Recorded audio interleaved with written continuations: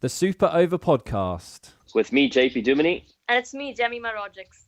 Okay, here we are. JP, over to you first. Give us your best cricketing, funny names, hopefully related with food, but I don't trust you. So I've got two. I'm gonna keep my best one for last, but I'm gonna go with the first one, which is Darcy Shortcake. That's good. I didn't think you had that in you. Have you just come up with that now? I did actually.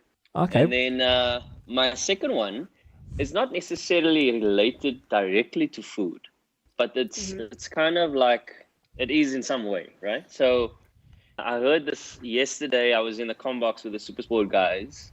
I think it was Sean Pollock said, Rabada's lost a bit of kgs.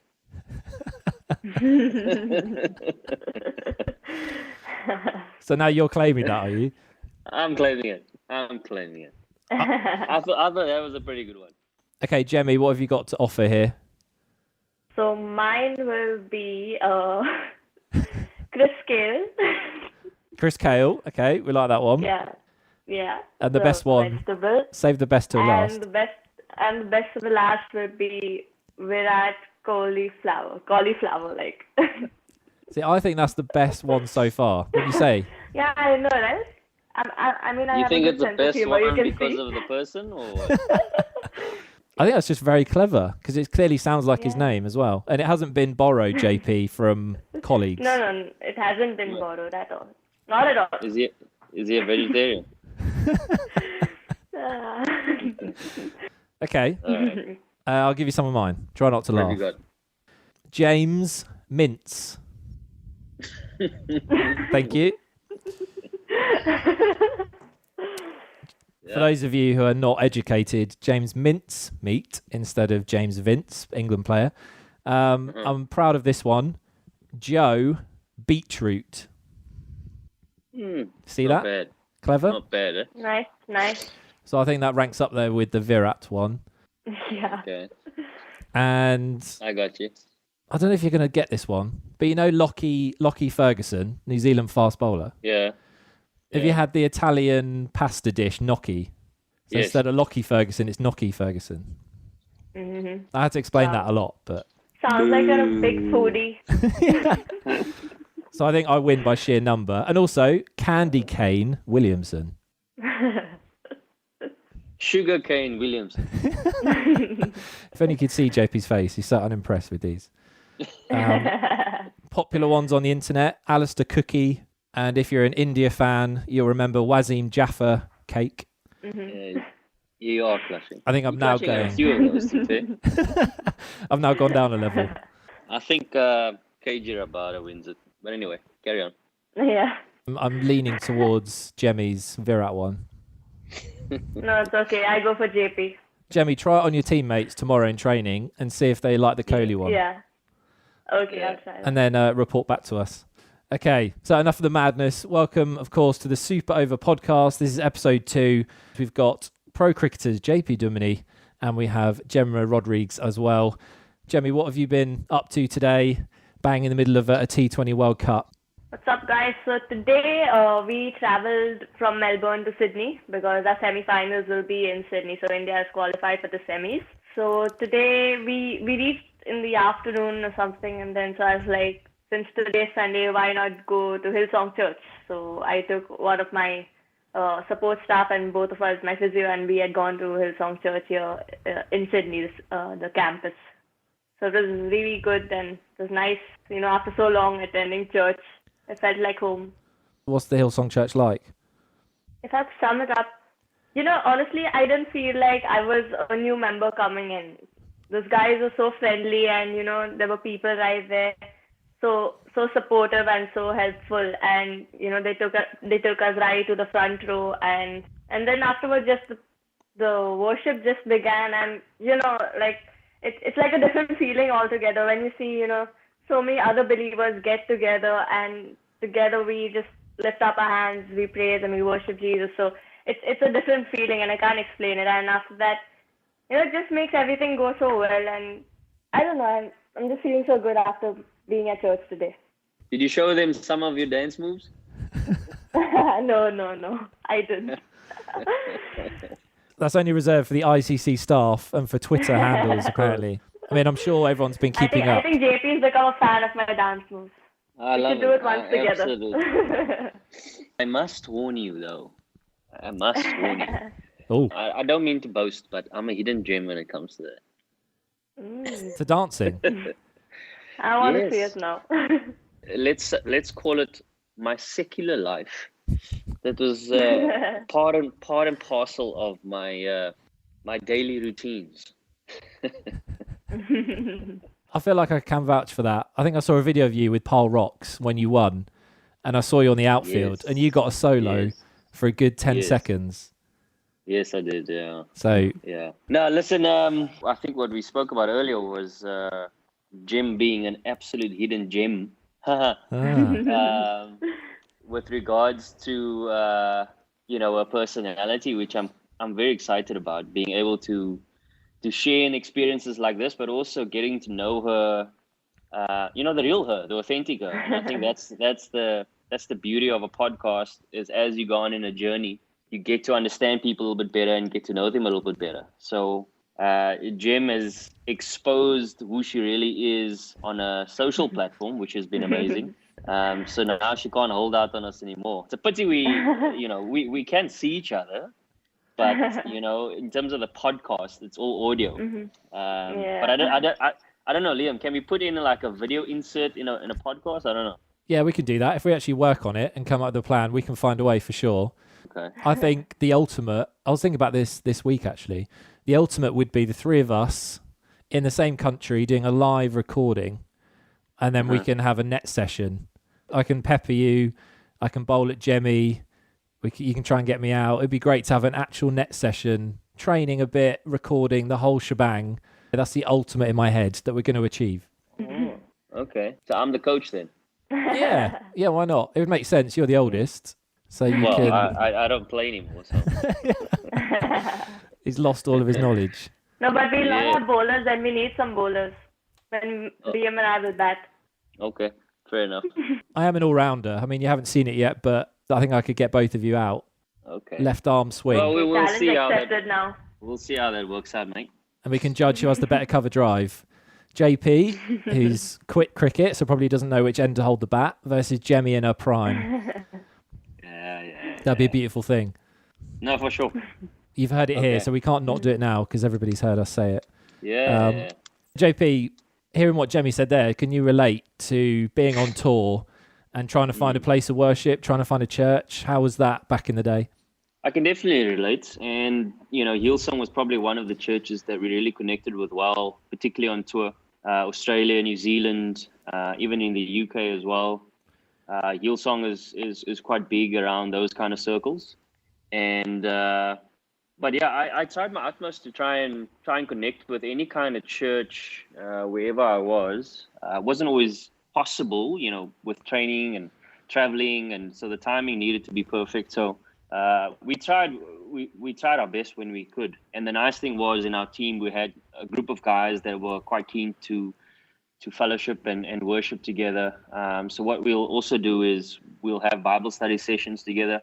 I remember we were in Bangladesh one year, and I remember there being 13 people in the room for a Bible study.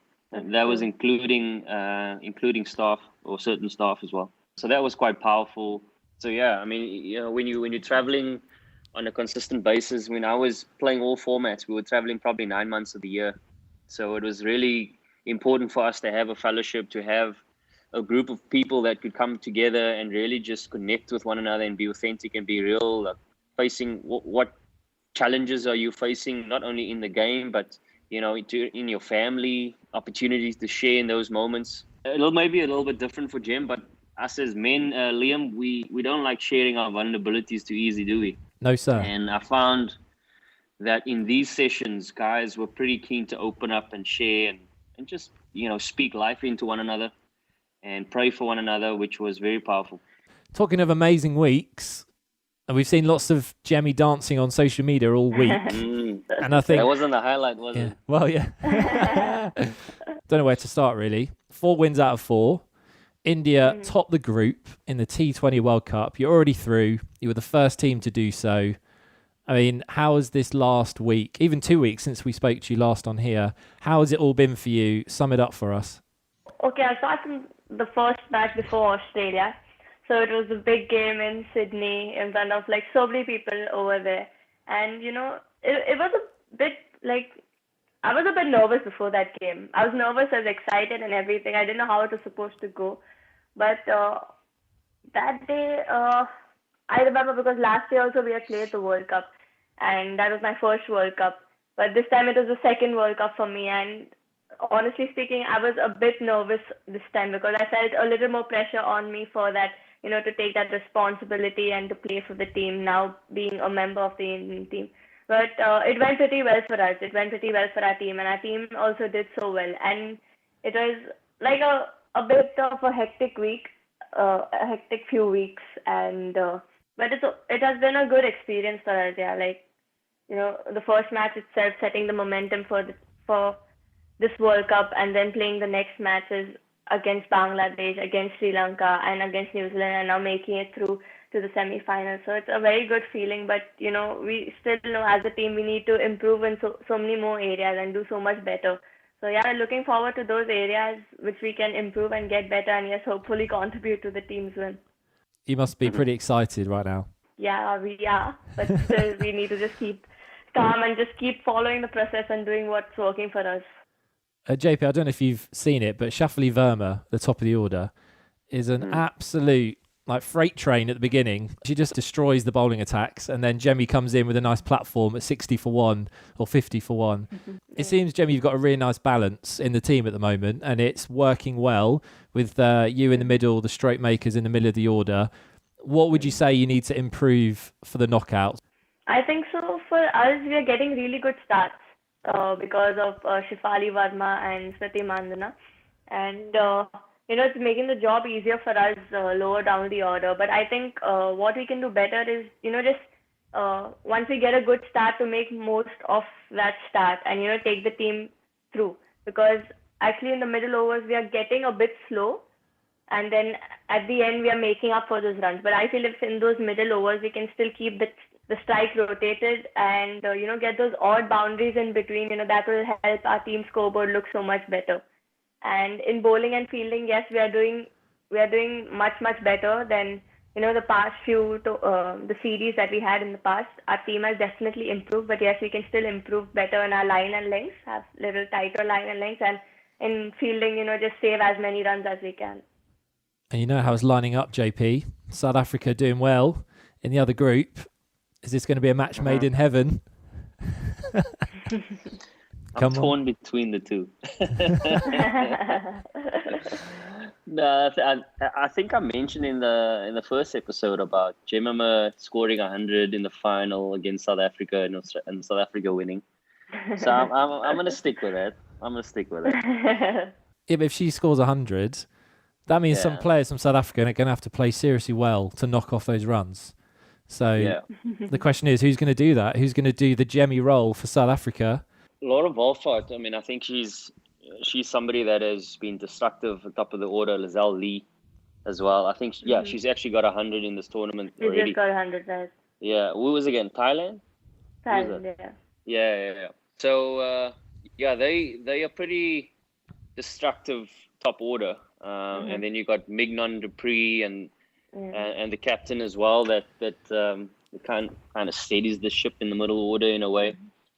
A few big hitters in the middle to low order. Look, I think this is an opportunity now where when you think about knockout cricket, and this is what I've experienced in tournaments before, it's not necessarily the favorites that end up winning it. I mean, I think that those opportunities do come around, and those moments do come around.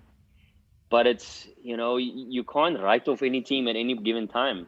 And particularly in a shorter format, particularly in a T20 game, it's always, the shorter the game, the closer the teams become, because it's just about performance on the day.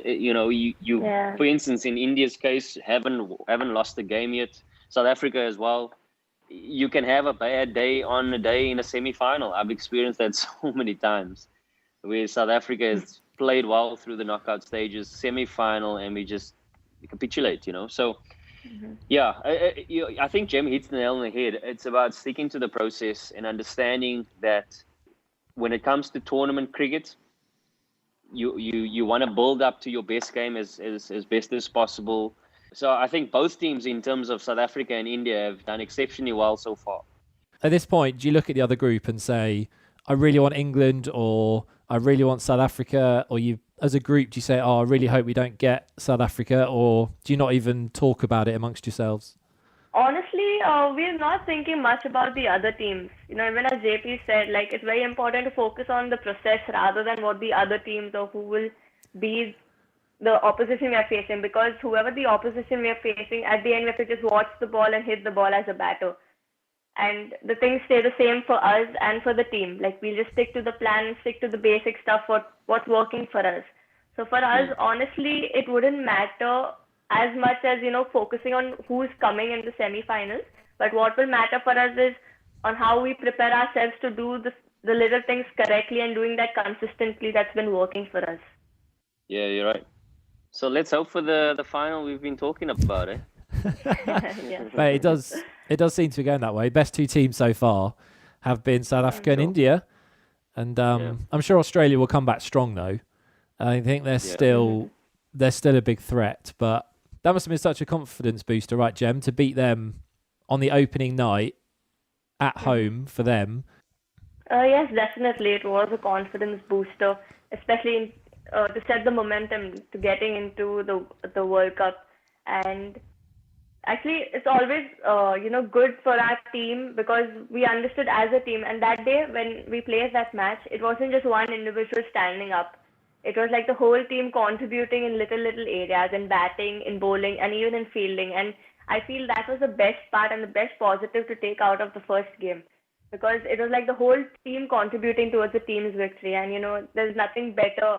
I don't think there's any better victory than the whole team contributing little and winning that match. So yes, it was definitely a boost for us in confidence. But yes, again, we just looking forward to continuing the same thing. How are you feeling about your own game, Jem? Honestly, I can do much better. I mean, I've been doing well. I've been, playing the role that the team has given me to anchor the innings till the end. But I think, I can convert those into big scores because I'm getting off to good starts, but I'm not able to convert them into big scores. So, yeah, I think I need JP's wisdom. Right now, his advice. What wisdom? On what I can do better. I'm amazed that you asked me that question. I'm a retired has-been, man. I mean, I've got nothing to offer. No. You are a legend yourself, so. Yeah, if that's the case, this will actually be JP's last podcast because he's just reminded me we need to update our lineup. But the beauty of what you're saying, Jem, is as cricketers, we any sports person or women, men, we constantly want to contribute to the team in such a way that brings victory. Mm-hmm. And in a tournament, what I found is it literally comes down to just you need one opportunity and you need to make that opportunity count. So what I mean by that is I think the brilliant position that you are in is you got a semi-final and hopefully a final. And if you had to choose before a tournament where you would underperform and really put in a match-winning performance, it's set up for you. Mm-hmm. And it's kind of like that sort of scenario where if you're playing in playoffs and you do well, you and look, don't take away that you want to do well in playoffs. I'm not saying that. Mm-hmm. But what you made mention there, you made mention of that what has been the strength of your team has been everybody has been contributing in any given way, which has contributed to victories. So nobody's been a standout. So now the confidence in the team is not that, oh my goodness, we only rely on Jem because she's been the stand-up performer. And when you go out to bat, everybody's like kind on their nerves because you need to do the job for the team. Everybody's contributing. And it just creates such a holistic confidence within one's team.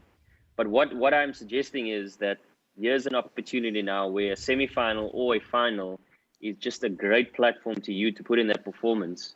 And you look back at it and you think to yourself, I couldn't have asked for a better time and place to put in that match-winning performance. So we're praying that the knockout stages is where it comes through, man. Yeah, thank you. I hope so too. And I have a question for JP. So you've played many semi-finals and finals and all that. So how do you prepare yourself before a game, like such a game? Are you talking about knockout games? Yeah. There's nothing you can do different. I think where we make the mistake is where we feel we have to do something different. And this is where I believe leadership is so important in one's team, whether it be the coach or the captain or whatever it may be, leadership group, is, often I've found that the best moments leading up to the game is actually almost taper off in terms of preparation and training, and actually just enjoy each other's time together and successes together. And yes, look, I'm not saying that you mustn't train. I'm saying that, yes, there will be certain things that you want to focus on to try and get better at, and you've made mention of them. But it's literally not to feel that is going to be the defining factor. You know what I mean? So what you do in the next few days is not going to be the defining factor whether you win or lose a game. It is the months of preparation that you've put in leading up to the tournament. Because what do you prepare for leading up to a tournament? Yes, you're preparing for the group stages, but ultimately you're preparing for the knockout phase. Right. And that is where the team is going to need to come together. And it's not going to be anything that you do differently. It is what you have done the months leading up to that you're going to rely on. And that's only the focus point that you'll be focusing on and speaking about. Guys, we are prepared. And once the leadership says those kind of things and really acts out those kind of things to say, guys, we're not going to do anything here now that's going to actually get us ready for it. We're ready already. If we had a rained out practice session and we go straight into a game, we know we're ready. I'll share this with my team. That's it, yeah. Get JP on a little conference call. He'll do that all over again for £1,000 an hour. Is there like a feeling at all that the test is really going to come when Shafali at the top fails, if she fails? Because at the minute, she's getting 40, 30, blink of an eye. Right. After 4 overs, it's like 50 for 1. If she gets a low score, do you think then that's going to be the real test of you and the captain and the middle order? Right. Yeah, definitely. Shefali Verma coming to our side, has actually changed the whole batting order for us. Like, we've never looked such a strong batting order until she has come. But, definitely it'll put all our batters to test. But I believe, at the right time, each individual, when it's their time and when they know that the team needs them the most, that one of us will definitely stand up at that time. And it's also been that, till now, we've won all the 4 matches without Smriti Mandana and Harmanpreet Kaur, firing. Like, normally till now, if you've seen in the past before Shefali or last 1 or 2 years, we've never won. The percentage of us winning was very less if Smriti and Harman had not scored. But now to look at the positives from it, like without them scoring, we are doing well and we are winning matches. So, I believe they are big match players. Even Harman might have not got, so many runs, but she's a big match player. And once she starts firing, there's no bowler who can stop her. So yes, I strongly believe that, at the right time, the batters will rise up to that opportunity and, go out and give it their best. And it's going to be Jemimah Rodrigues. Amen. There we go. That's it. We're speaking life. That's it. The leader that Jemmy is. And yeah, JP, you've already mentioned it there. You just said about how important leadership is, especially when it comes down to knockout and the pressure is on. What kind of leadership do you look to, Jemmy? Do you like people who tell you how it is, strong leaders from the front? Do you like quieter captains who call you to one side or just let the team get on? Honestly, I would think for me, a good captain would be someone who's firstly approachable. Like, the last thing as a player I want is like, okay, I'm like, especially as a youngster or a junior stepping into the team, I want to have a captain whom, I can just go and, talk to. And I know that, that whatever I share with her or him is going to stay with that person. It's not going to go anywhere. And I totally agree what JP said, that like everybody has different personalities, and it's important for the captain to understand, okay, what works best for this player and what can bring out the best in that player. So I think so if I would look for a captain, I would definitely look for these two qualities. Sounds like a future captain there, JP, doesn't it? Making the right noises. Is that something that you aspire to, Jeff? Captaincy? Yes. I really love leading the team, because I lead the state team back in the domestic circuit. So I like to take that added responsibility and, lead from the front and, like take the team. So yeah, that's something I'm looking forward to. No, awesome. Have you got fond memories, JP, of the captaining days? Because I know you did a stint IPL. Did you captain South Africa for a few as well?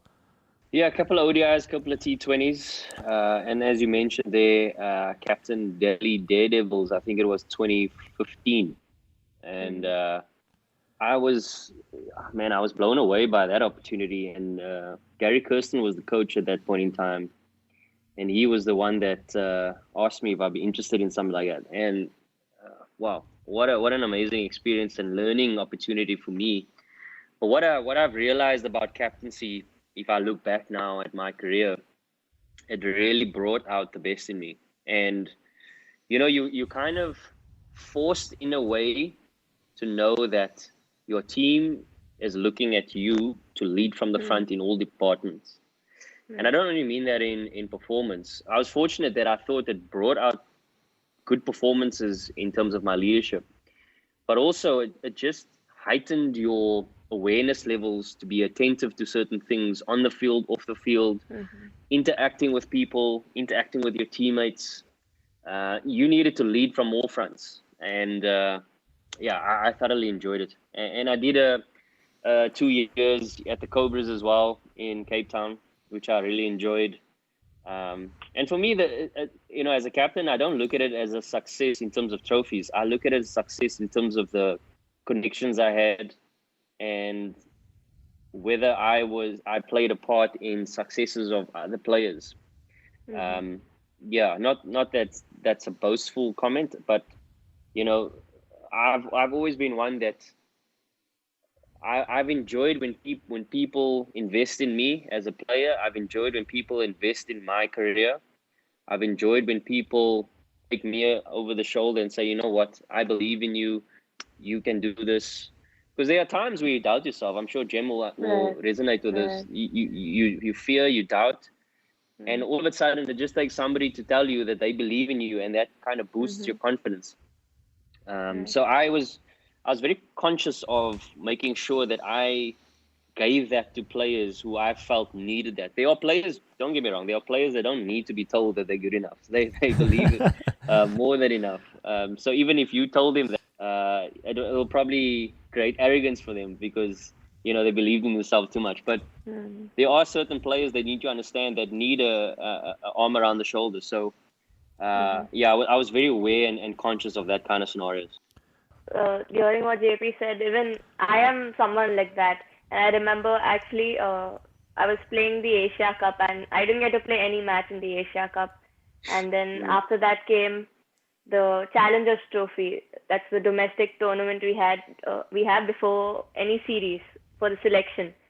And over there also, like, again, I had like a 0, a 10, 1 and 0 again. But still, like by God's grace, I was selected in the Indian team. I also didn't know whether I would get selected or no. So we had toured Sri Lanka. We went over there. So first 2 ODIs, I didn't get a chance to play. So the third ODI, I had got a chance to play, and I'm like, okay, I strongly believe, okay, this is my match where, all this is going to change and, I'm going to do well. And again, I got out on a 0 on that match, the second ball of the match itself.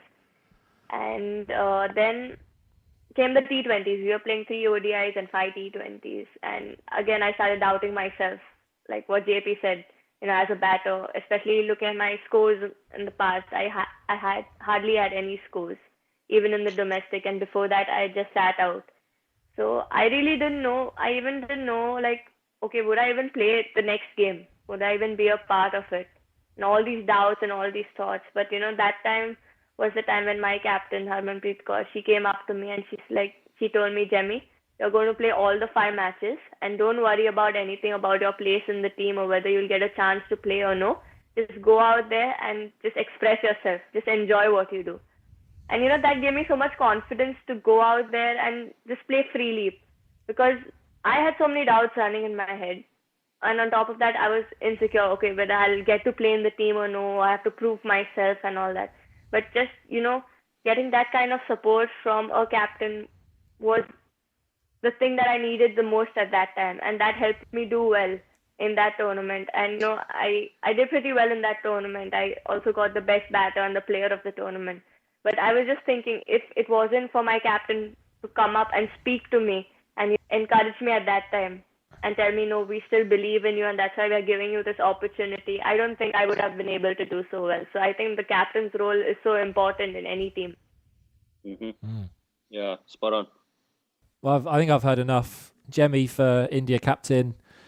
We'll start a campaign in the next couple of years. We'll give you a couple more years and then we'll expect big things. Liam, you had some questions from social media? Yeah, that's right. I've got one for you, JP, which we'll kick off with. Yeah. This is a tricky one, so I'm not going easy on you. This is what you make of this. So this is from Aji Bat on Instagram, and he says this, JP, why is the cricketing world divided over the run-out rule for backing up? So obviously he's talking about man-cadding at the moment, and we've seen it a couple of times, and it's been getting a bit heated with people. What's the rule? What's not? So his question is, why is the cricketing world divided over this man-cadding backing up law? What do you think, JP? I think it's batters versus bowlers, to be honest with you. There are so many rules in terms of the game that probably come across like it favors batters and favors bowlers. So I think this one, in a way, favors... it depends where you stand on it, I guess. So I'm not a fan of it. I think, in terms of where the game's going, I would like to see us getting batters out the what's the word? I guess the conventional ways, if you want to call it that. Not that is cheating, because it's not cheating. The rule is there, and that makes sure that you're not cheating. But I think we're talking about spirit of the game, but that's just my opinion. And the thing about opinions is that everybody has one. And that doesn't make it right or wrong. It is just, it's how we view the world. Everybody, if you look at the world, everybody has different views on different aspects of the world. So you just got to respect it for what it is. And again, I must emphasize that it's not about right and wrong. It's about the fact that everybody's entitled to an opinion, or at least we feel so. It's one of those scenarios, I believe, it is agree to disagree. It might come across like I'm sitting on the fence, but I have given my opinion. So that's kind of how I'll answer that. Yeah, that's fair enough. I think there's enough ways for batsmen to get out. I think putting in another one is maybe a step too far. Right, Jemmy, I'm looking forward to watching you really squirm over this one, because this one is... I wouldn't even ask you this question. Born_eyes on Instagram. Jemmy, how are you going to enjoy the World Cup win? Because I believe in you girls, and I know you're going to win already. So they already want to know how you're going to celebrate the World Cup win. How are we going to celebrate? With an amazing dance. Yeah, definitely. The dance has to be there over there. Actually, I've not really thought about it yet. But thinking about it will be so exciting. But definitely the dance will be there. And I actually really don't know how I'm going to celebrate, because I've never won a World Cup before, and so here's a thought for you, how it Jim. feels to win a World Cup. Here's a thought for you on that question. Somebody once told me, and this was before we played the last World Cup, We obviously didn't get to win it. But I give you some context. So if you think of South Africa rugby winning the 2019 World Cup, right? And you speak to a lot of the players and they say, nobody prepared us for this, right? So just keep that in mind. I think here's an opportunity to actually just think about what you're going to do with it already. So I don't mean that in an arrogant way. I don't mean that in that you must get ahead of yourself. What I'm saying is you almost get your mind to a point that what we do with the World Cup victory has significance. Because what that means is you are almost granted credibility in what you say and do as a team, as an individual. So what I'm saying is you will have the power to influence people. So get your head around what you're going to do with it. Right. And feel free to express that through any means of social media, any videos. I mean, I think social media's, Twitter's just going to crash on that day if you do win the World Cup. What is the second question? I think there was a second one. Yeah, one more. So this is from Kolshi Paul 24. Which team would you like to avoid in the semi-finals? I mean, let's say South Africa or England. If you had to choose. Which team I would like to avoid. I told you before, I'm really not bothered, who we are going to play, because at the day who plays good cricket is going to win, be it whichever team. Your best answer is India. Everyone should fear you. Okay, that's good. Fair enough. Yeah, I mean, you can't really answer that. Otherwise, it'll come back to haunt you in a year's time on Twitter. Just before we leave you all, you can now listen to the podcast. It's up on all your main streaming sites. It's there on Spotify. We're now there on iTunes as well. And of course, we always want your questions for Jemmy and for JP, so you can get them to us.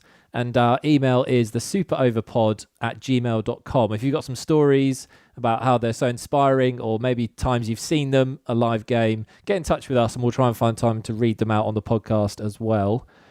But for now, just stay tuned on social media. I'm sure Jemmy will be doing some more crowd side reaction in their next victory, and we'll try and get JP to up his game on social media as well. Are you feeling motivated, JP, to do better? I am. I think we should ask Jem to start a what do you call it, like a social media challenge or something. I don't know. I don't know what that dance was called. If there is a name to it, maybe you can start with, I challenge JP Duminy to do this, and then I'll challenge Liam, and something like that. Okay, I'll think about it. Yeah. But you're going to regret it. I really want to see JP dance since he's praised himself so much. Oh, wow. Okay. Yeah, JP, you're South African. South Africans have rhythm naturally, so you should be. Yeah, we like to think so, but not really, guys. Yeah, I've seen it. It's not pretty. Okay, yes. So get your questions in, and we'll be here. I don't know when we're going to be chatting yet, but again, we'll go for hopefully before the World Cup finishes, so that we can catch up with Jemmy on all that's happened. But yeah, thanks for joining us, JP. Thanks for joining once again. Peace out, brother. And Jemmy, I mean, all the best for this next week. Whoever you get, I'm sure they'll be fearful of you, and we'll catch up with you very soon. Yeah, thank you, guys. We'll chat to you after you win the World Cup. Yep. Yep. Yeah, you heard it here first. Okay, that's all for now. See you next time.